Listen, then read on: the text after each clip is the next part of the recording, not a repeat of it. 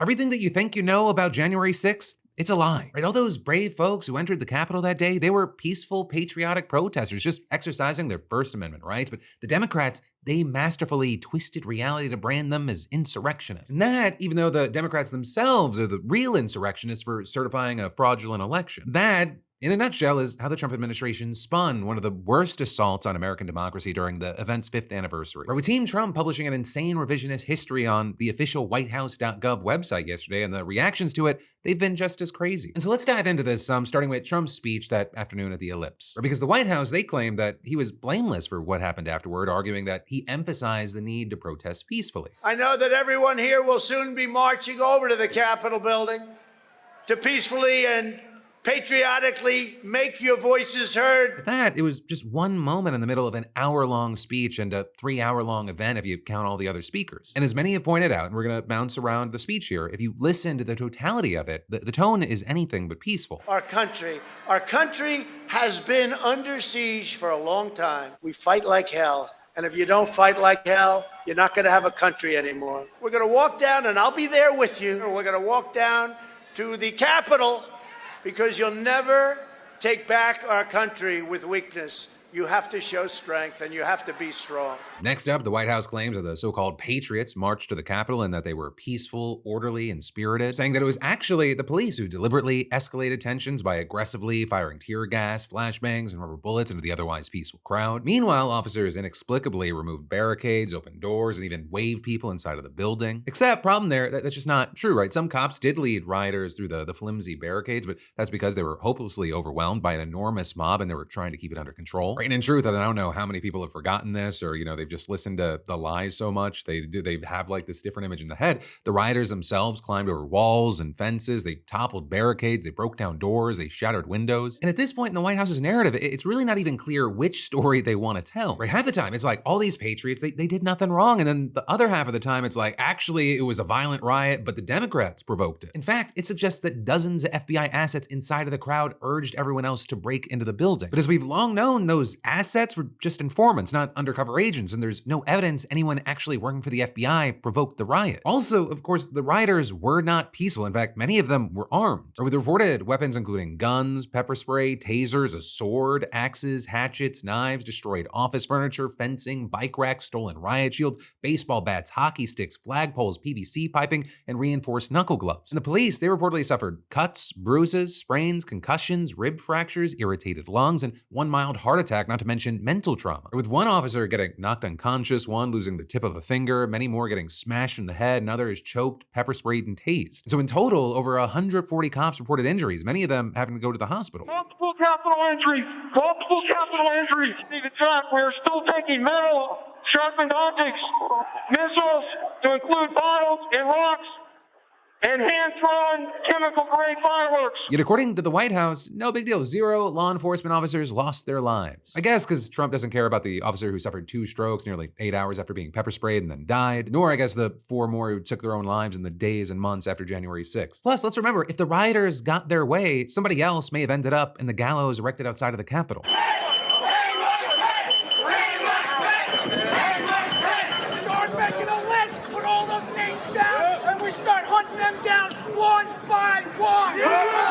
Traitors get guillotined. Yet the Trump White House, of course, didn't mention any of that. Instead, it featured memorials to the several so-called patriots who died. With that, including Ashli Babbitt, who the White House claims was shot without warning, even though she, in their words, posed no threat. And with that, you have right-wing outlets like the Gateway Pundit and Libs of TikTok now even claiming that the cop who shot her, Michael Byrd, runs an unaccredited daycare out of his home and pocketed $190 million in HHS funds. But 1, childcare accreditation is optional where he lives. 2, that $190 million figure appears to be total nonsense. And 3, Babbitt was at the head of a violent mob crawling into the speaker's lobby where cops were guarding lawmakers. With all that said, as far as the other narrative being pushed by the White House, that the whole riot was the Democrats' fault, they mostly pinned the blame on then House Speaker Nancy Pelosi. With them pointing to footage that they claim shows her expressing regret for not accepting Trump's offer to send National Guard troops before the event. For over 3 hours, we begged him to send the National Guard.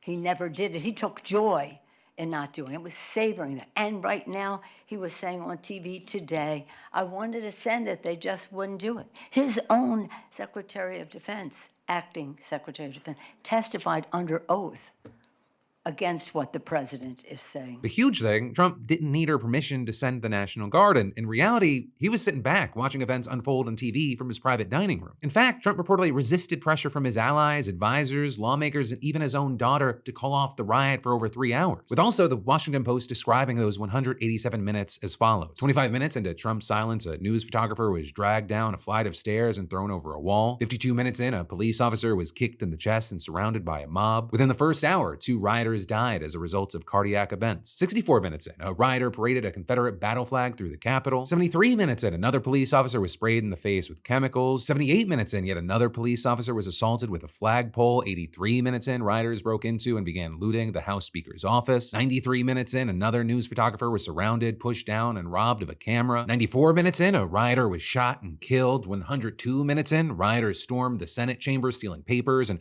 posing for photographs around the dais. 116 minutes in, a 4th police officer was crushed in a doorway and beaten with his own baton. Meanwhile, the president was reportedly raging to people around him about the vice president, and his tweets only added fuel to the fire, starting with one that blasted Mike Pence for not having the courage to do what should have been done to protect our country and our Constitution. Then another tweet telling his supporters to support Capitol Police and stay peaceful as if they weren't already violent. And next, asking everyone at the Capitol to remain peaceful, adding no violence. Meanwhile, when GOP House Minority Leader Kevin McCarthy called him, reportedly Trump claimed the rioters were Antifa, to which McCarthy was like, no, they're your people. And then Trump reportedly said, you know what I see, Kevin? I see people who are more upset about the election than you are. They like Trump more than you do. And then finally, after 3 hours, Trump finally posted this video. I know your pain.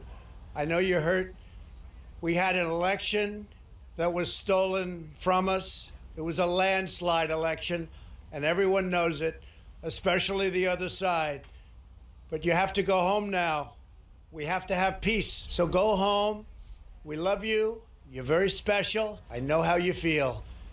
But go home and go home in peace. With that reportedly being the best of at least 3 takes, because he kept veering off the script that his staff had composed for him and repeatedly had to re-record it to get one that his aides felt was palatable enough to share with the public. But then still, the White House's revisionism isn't done. They also called the 2020 election the greatest election theft in U.S. history. In a section titled Betrayal of the President, they wrote, Vice President Mike Pence, who had the opportunity to return disputed electoral slates to state legislatures for review and decertification under the United States Constitution, chooses not to exercise that power in an act of cowardice and sabotage, and saying instead, Pence presides over the certification of contested electors, undermining President Trump's effort to address documented fraud and ending any chance to correct the election steal. Though still, after 5 years of playing whack-a-mole with these conspiracy theories, there's still no evidence the 2020 election was ever stolen. Nor are there any credible legal experts who believe that Mike Pence could have given Trump the win, and to this day, the former VP stands by that decision. I will always believe, by God's grace, I did my duty that day